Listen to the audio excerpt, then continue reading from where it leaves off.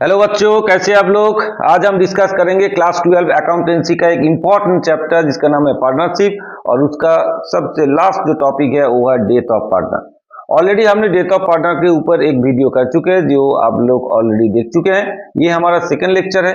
इस लेक्चर में हम एक नए प्रॉब्लम लिए हैं, एक प्रॉब्लम लेके आपको सॉल्व करके दिखाएंगे। ठीक है बच्चों, तो आप लोग कॉपी पेन लेके साथ साथ में करते रहो तो आपके लिए ये इजी हो जाएगा। ठीक है, चलिए फिर शुरू हो जाते हैं। बहुत ज्यादा कुछ नहीं बोलते क्योंकि इसके पिछले लेक्चर में हमने बताया था डेथ के बारे में। अब हम सिर्फ सम्स करेंगे क्योंकि आगे आपका क्लास 12 का बोर्ड एग्जाम है, तो इसलिए आपको इस टाइम पे बिल्कुल मन लगा के पढ़ाई करना है और साथ साथ में हमारा ये वीडियो देखते रहिए तो आपको हेल्प हो जाएगा। ठीक है बच्चों, चले फिर शुरू हो जाए। चलिए चलिए हमने एक प्रॉब्लम लिया है जो कि बहुत इंपॉर्टेंट प्रॉब्लम है, बहुत अच्छा प्रॉब्लम है, आपके एग्जाम में आ सकता है। तो चलिए देख लेते हैं, पहले प्रॉब्लम पढ़ लेते हैं उसके बाद उसको सॉल्व करते हैं। ठीक है, चलिए क्या बताया गया आपको। Subir, Kabir and Samir were partner sharing profits and losses in the ratio 5:3:2। Their balance sheet was under. Balance sheet आपको दे दिया गया है, बैलेंस शीट आप देख पा रहे हैं। फिर नीचे क्या बताया गया, हम वो पढ़ रहे हैं, आपको बैलेंस शीट तो दिखाई दे ही रहा है। Sameer died on 1 August 2019।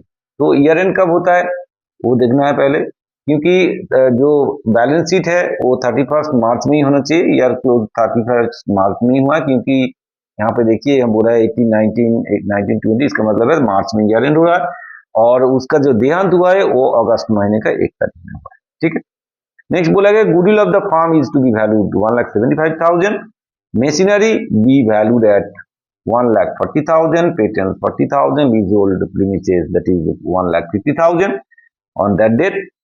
For the purpose of the calculating Samir's shares in the profits, that is in 2019-20, the profits should be taken to have accrued on the same scale on 18-19। 18-19 में जो profit हुआ था उसी को हम base मान के DCR का प्रॉफिट मानेंगे, और वो कितना है 75,000।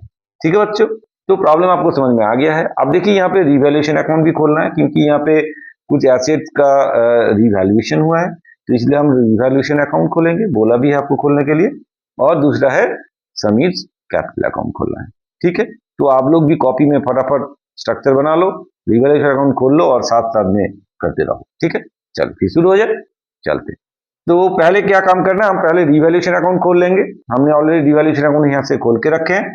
ठीक है, तो फिर एक एक करके एंट्री हम करें। तो चलिए देख लेते हैं रिवैल्यूएशन अकाउंट में क्या एंट्री करेंगे। फर्स्ट ऑफ ऑल देखिए यहाँ पे बोला है मशीनरी का जो वैल्यू है वो, मशीनरी का जो वैल्यू है, मशीनरी का वैल्यू आपका कितना है, मशीनरी का वैल्यू है आपका 1,40,000।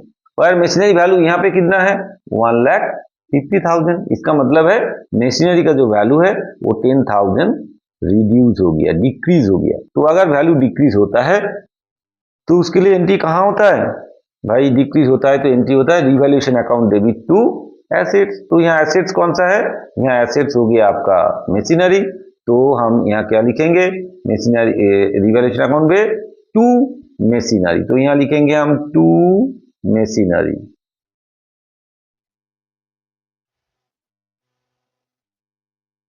टू मशीनरी अकाउंट कितना अमाउंट होगा 1,50,000 था और अब हो गया 1,40,000, तो भाई 10,000 क्या हुआ डिक्रीज कर गया, तो यहां लिखेंगे 10,000।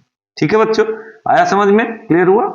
अगर एसेट डिक्रीज हो जाता है तो एंट्री क्या होता है, revaluation account debit to asset होता है। तो यहाँ मशीनरी डिक्रीज हुआ है तो टू मशीनरी लिखा हमने, ये तो आपने ऑलरेडी कर चुके हैं, आपको पता भी है। चलिए नेक्स्ट क्या बताया गया आपको, पेटेंट्स का जो वैल्यू है वो वैल्यू किया गया है 40,000।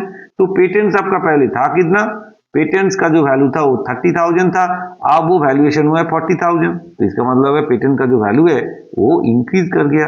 तो अगर एसिड इंक्रीज होता है तो एंट्री क्या होता है, asset account debit to revaluation.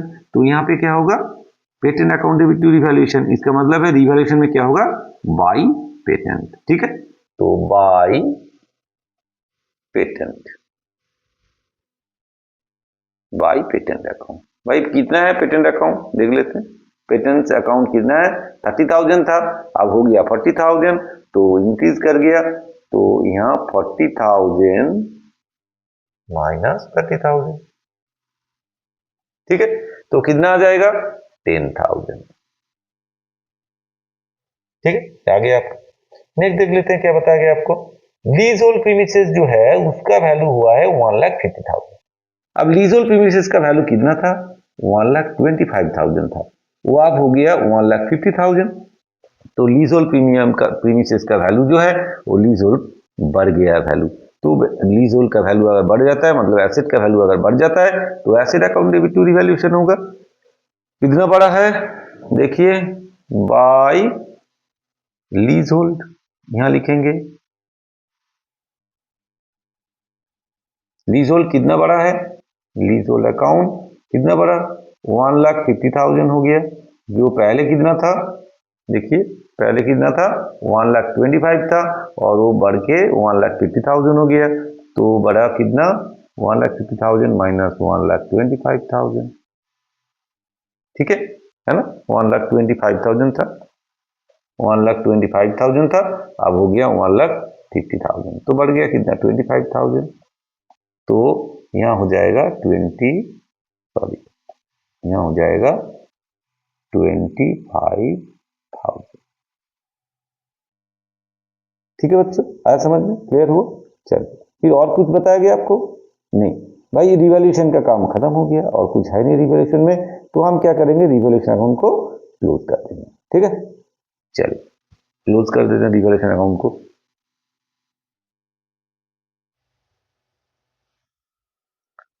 Revolution account को क्लोज कर देते हैं।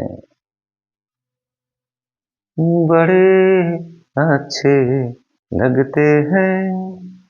अब देखिए इसको जोड़ देते हैं कितना हो जाएगा, ये हो जाएगा आपका 35,000। ठीक है ना 35,000।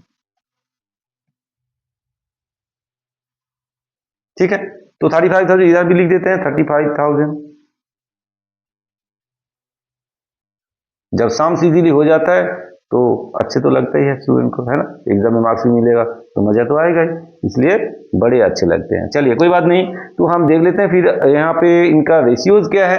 रेशियो में हमको डिवाइड कर देना है जो रिवैल्यूएशन प्रॉफिट आया है 5:3:2 5:3:2 रेशियो में हमको इसका प्रॉफिट को बांट देना है। ठीक है चलिए तो यहाँ क्या लिखेंगे, जो प्रॉफिट यहाँ जो बैलेंसिंग फिगर में प्रॉफिट आएगा, प्रॉफिट कितना आएगा 35,000 इसका इधर है और इसको 20,000 यहाँ पे है, तो बैलेंस करके कितना आ जाएगा 25,000। ठीक है तो फिर प्रॉफिट को बांट देते हैं। चलिए तो क्या लिखेंगे 2 क्या हो जाएगा 2 partners capital account, partners capital account. ठीक है प्रॉफिट, ये प्रॉफिट हुआ है, पार्टनर में बांटेंगे। क्या क्या नाम था पार्टनर का, क्या नाम था सुबीर। ठीक है उसके बाद कबीर और उसके बाद समीर। ठीक है रेशियोज क्या है देखिए, रेशियो दोबारा देख लेते हैं 5:3:2 तो 5/10 ये हो जाएगा 3/10 और ये हो जाएगा 2/10। चलिए फिर कितना प्रॉफिट हुआ 25,000। चलिए 25,000 यहाँ बैठा देते हैं और कैलकुलेट कर लेते हैं, है ना। चलिए तो इसको कैलकुलेट करेंगे कितना आएगा, ये काटेंगे तो 2,500 इंटू 5 होगा 25/5 मतलब 12,500 आएगा ये, मतलब ये 12,500 हो जाएगा। और ये कितना हो जाएगा 7,500 हो जाएगा और ये कितना हो जाएगा 2,000, ये हो जाएगा आपका 5,000। ठीक है तो ये तीनों को जोड़ेंगे आ गया आपका 25,000। ठीक है तो इसको हम थोड़ा सा ऊपर में लिख देते हैं, आपको थोड़ा सा समझने में इजी हो जाएगा। तो यहाँ लिखेंगे 25,000। ये हो गया आपका कैलकुलेशन हो गया, डिस्ट्रीब्यूशन हो गया प्रॉफिट का, जो रिवैल्यूएशन प्रॉफिट हुआ है। चलिए आया समझ में, क्लियर हुआ। रिवैल्यूएशन अकाउंट ऑलरेडी हमने किया है, ये भी आपको समझ जाना चाहिए, ये भी आपको समझना चाहिए। ठीक है, चलिए फिर हम आगे बढ़ते हैं। तो आगे जाके हम क्या करेंगे, अब पार्टनर्स जो समीर जो जिसका देहांत हुआ है उसका कैपिटल अकाउंट क्लोज करेंगे, उसके लिए एक करके हम एंट्री करते रहे। ठीक है, चलिए फिर देख लेते हैं उसका जो कैपिटल बैलेंस है वो कितना पड़ा हुआ है। समीर का देहांत हुआ है, समीर का कैपिटल बैलेंस जो है वो 75,000 है। तो चलिए समीर की अकाउंट में हम क्या लिखेंगे, यहाँ by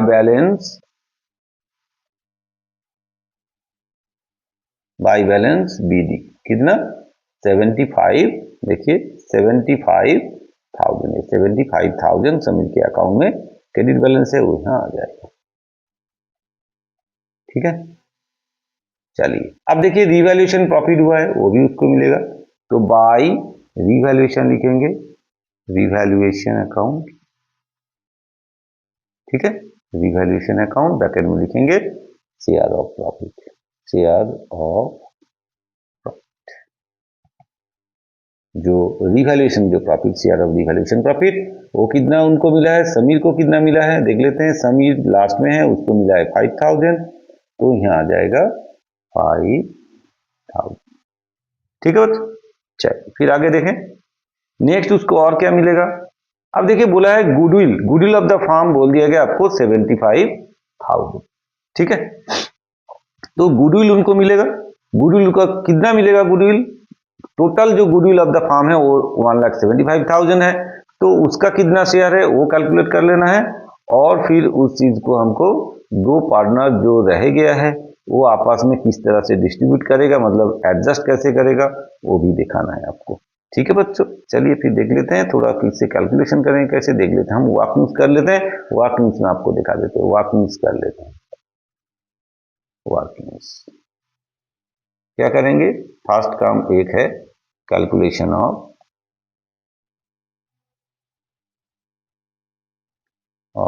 share of goodwill.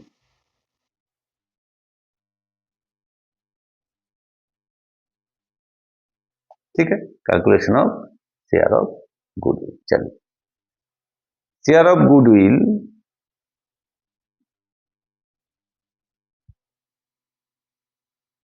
Of Samir, Samir का कितना होगा, टोटल गुडविल कितना है 1,75,000 है, इसमें से समीर का शेयर कितना है देखिए, समीर का शेयर है 532 मतलब 2/10, तो इसका 2/10 होगा समीर का शेयर ऑफ गुडविल, इसका 2/10। ठीक है, तो कितना हो जाएगा ये, कैलकुलेट करें कितना हो जाएगा ये, चलिए देख लेते हैं। 1,75,000 इंटू 2, ठीक है, और डिवाइड बाई 10 कितना आया 35,000। चलिए फिर यहां हम लिखेंगे 35,000। ठीक है, अब देखिए ये जो अमाउंट उनको देना है, ये अमाउंट फिर उनका कैपिटल अकाउंट को क्रेडिट करेंगे, और डेबिट किसको करेंगे, जो ओल्ड पार्टनर रह गया है, मतलब जो एग्जिस्टिंग पार्टनर रह गया है, सॉरी ओल्ड नहीं, ओल्ड तो तीनों ही था, तो एक तो इसका तो देहांत हुआ है, दोनों जो रह गया है वो अपना आपस में इसको क्या करेगा, अपना अमाउंट को अपना कैपिटल अकाउंट को डेबिट कर लेगा। ठीक है, क्योंकि उसको भाई शेयर जो है गेन हुआ है, तो इसलिए उसको करना पड़ेगा। अब देख लेते हैं शेयर गेनिंग कितना हुआ है। अब देखिए इनका जो नए रेशियो के बारे में कुछ नहीं बताया गया, इसका मतलब ये है कि जो इनका ओल्ड रेशियो था, मतलब ये 5:3 जो इनका ओल्ड रेशियो था, वो नए रेशियो भी 5:3 उसका बरकरार रहा। अगर ऐसा रहा तो उसका जो गेनिंग रेशियो है वो भी हम क्या करेंगे, यहाँ 5:3 मान लेते हैं। ठीक है, तो यहाँ पे गेनिंग रेशियो जो है, तो गेनिंग रेशियो क्या होगा, गेनिंग रेशियो क्या होगा 5:3 होगा। क्यों, क्योंकि न्यू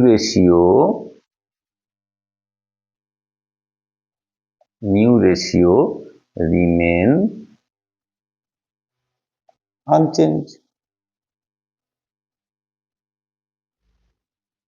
ठीक है, जैसे न्यू रेशियो रिमेन अनचेंज रहा, मतलब चेंज नहीं हुआ है, तो हम मान लेते हैं इसका जो गेनिंग रेशियो वो ही रहेगा। तो इस गेनिंग रेशियो में इसको डेबिट करेंगे। तो फिर कैसे करेंगे, कौन क्या क्या नाम था इनका दोनों का, एक है Subir, Subir's, Subir's Subir's capital to be debited. किस लिए, गुडविल के लिए। डेबिट कितना होगा, 35,000 इंटू कितना, 35,000 इंटू रेशियो कितना है 5:3, तो क्या हो जाएगा 5/8। और सुबीर और कौन था भाई, Kabir, Kabir, Subir and Kabir, Kabir's capital account to be debited 35,000 into 3/8। ठीक है बच्चों, ठीक है। चलिए फिर कैलकुलेट कर लेते हैं,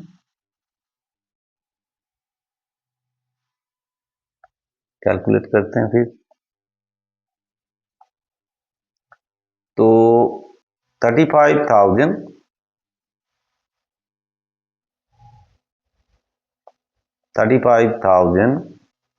इंटू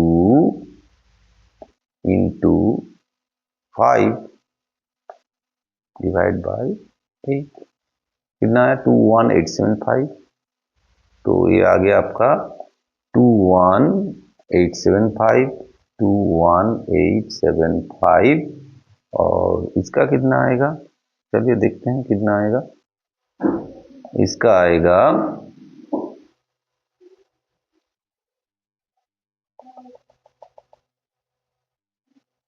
35,000 इंटू 3 डिवाइड बाई 8, 13125। चलिए क्या आएगा 1313125।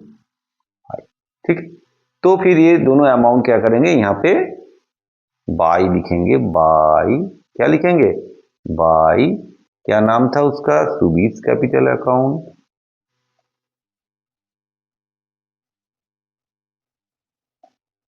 एंड दूसरा होगा सुबीर और Kabir capital account, Kabir capital account. ठीक है, ये किस लिए किया हमने, दोनों के लिए same narration, adjustment for goodwill, adjustment for share of goodwill.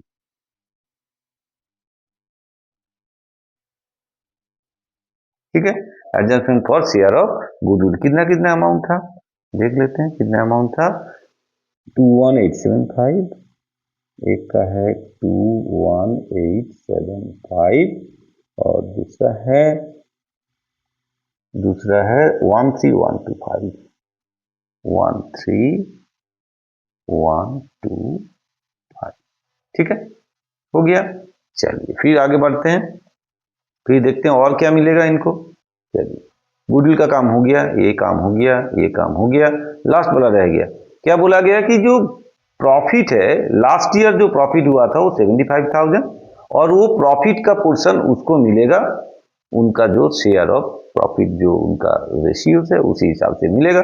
तो उस पीरियड के लिए कितना प्रॉफिट हुआ है वो हमको कैलकुलेट करना है। चलिए कब इसका देहांत हुआ है, अगस्त महीने में, और ईयर एंड कब हुआ है 31 मार्च में। तो मार्च से उसके बाद अप्रैल मई जून जुलाई अगस्त, अप्रैल मई जून जुलाई अगस्त, लेकिन अगस्त का 1 तारीख को देहांत हुआ है तो जुलाई तक ही होगा। तो अप्रैल मई जून जुलाई, अप्रैल मई जून जुलाई, कितना महीना हुआ, 4 महीने हुआ। ठीक है, 4 मंथ्स के लिए कैलकुलेट करना है। चलिए भाई कैलकुलेट कर लेते हैं। चलिए तो कैलकुलेशन नंबर 2, नोट 2 में क्या कैलकुलेट करेंगे, कैलकुलेशन ऑफ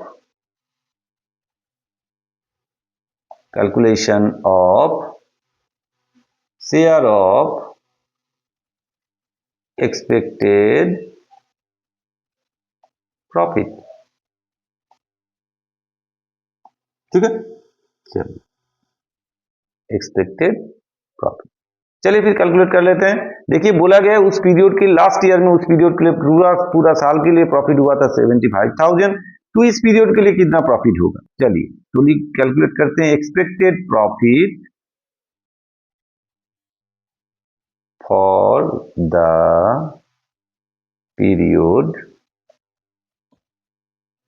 पीरियड, कब से 1/4/19 टू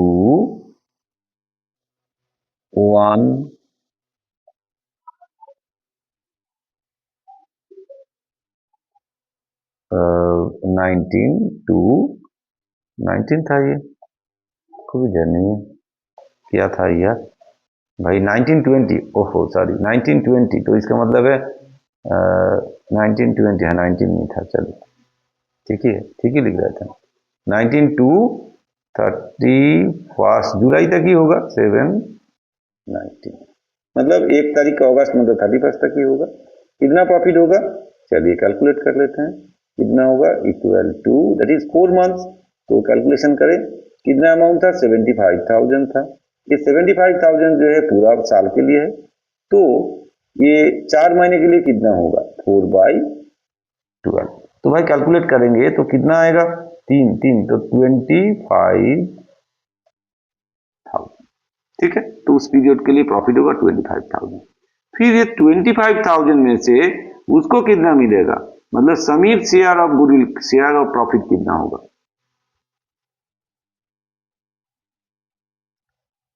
चलिए समीर का कितना प्रॉफिट मिलेगा, समीर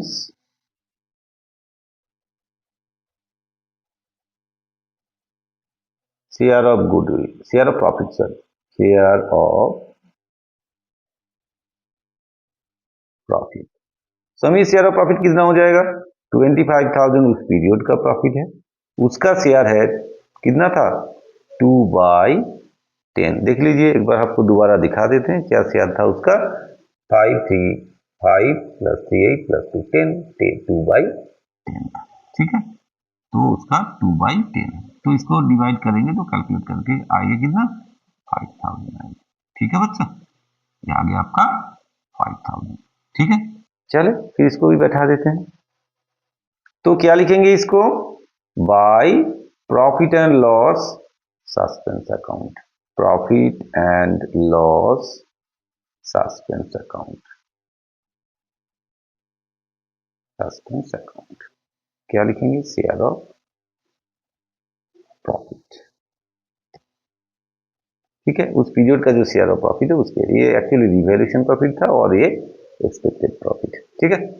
शेयर ऑफ प्रॉफिट कितना है, शेयर ऑफ प्रॉफिट 5,000, ठीक है बच्चों। तो और कुछ बच गया नहीं, शायद नहीं। देखिए आपका जितना जितना ट्रांजैक्शन था वो हमने यहाँ कंप्लीट कर लिया, रिजर्व में कुछ नहीं पड़ा हुआ है, यहाँ भी कोई प्रॉफिट या लॉस पड़ा नहीं है, तो ट्रांसफर करने का कोई मतलब नहीं रहा।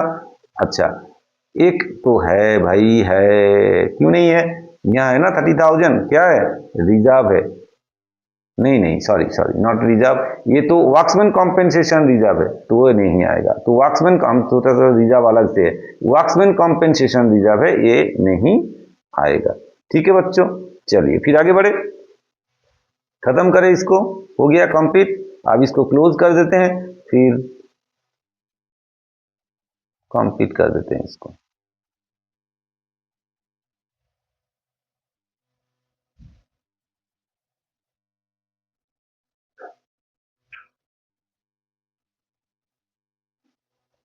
इसको जोड़ेंगे तो कितना आएगा, अब देखिए 75,000 है, फिर 5 दैट इज 80,000 हो गया, फिर इसके बाद इन दोनों को जोड़ेंगे तो 35,000 हो जाएगा, तो 1,15,000 और 5,000 1,20,000 हो जाएगा। दोबारा कैलकुलेट कर दे, ये है 35,000 दोनों जोड़ के, इसके साथ 5,000 40,000, 40 और 5 दैट इज 45,000, 45,000 और 75,000 अगर हम जोड़ेंगे तो आएगा 1,20,000, सॉरी 1,20,000, ठीक है बच्चों। तो ये हो जाएगा 1,20,000, ठीक है, तो ये भी आ जाएगा 1,20,000 और ये ट्रांसफर हो जाएगा कहाँ, डिजीज पार्टनर्स एग्जीक्यूटर्स अकाउंट। तो यहाँ आ जाएगा टू समीर्स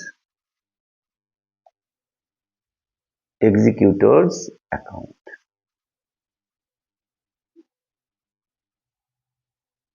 एग्जीक्यूटर्स अकाउंट। ठीक है, ये बैलेंसिंग फिगर में आएगा।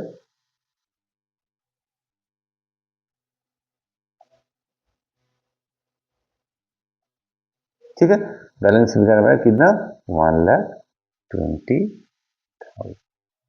ठीक है, ये आगे आपका कंप्लीट हो गया। समीर का एग्जीक्यूटिव अकाउंट एग्जीक्यूटर्स अकाउंट में जितना ट्रांसफर होना है वो यहाँ आ गया। आपको जरूर समझ में आया होगा ये प्रॉब्लम, है ना। तो इसी टाइप का प्रॉब्लम आपका एग्जाम में आ सकता है। जो फास्ट प्रॉब्लम हमने सॉल्व करके दिखाए थे उसी टाइप का, और ये जो अभी दिखाया इसी टाइप का प्रॉब्लम आपका एग्जाम में आ सकता है, और दोनों कंबाइन करके भी आ सकता है, और भी कुछ ट्रांजेक्शन के साथ जुड़ सकता है। आगे जाके हम ऐसे कुछ प्रॉब्लम आपको और भी दिखा देंगे कि जो एग्जाम के लिए इम्पोर्टेंट है।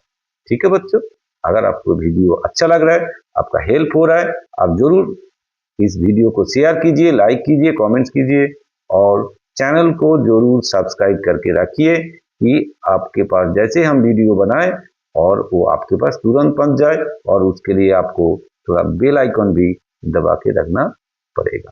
ठीक है बच्चों, अभी आपका सामने HS क्लास 12 का एग्जाम है, जो CBSE, ICSE और WB सबका ही है।